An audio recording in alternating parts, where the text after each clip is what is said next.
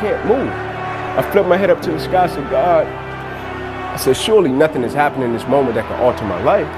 They got me over to the hospital, they took me back, they ran CAT scans, they brought me back into my room, and all in a 15-second time frame, the doctor came running in from the opposite side. He said, hey, get in here, we gotta rush this guy back to emergency surgery, he's about to die.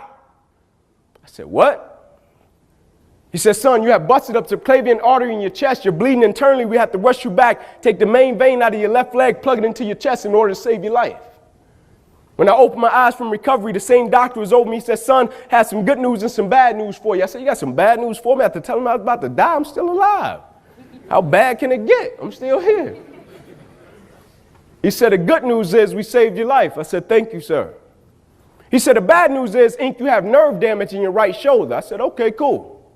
He said, but son, it's a strong possibility that you probably can never play the game of football again in your life.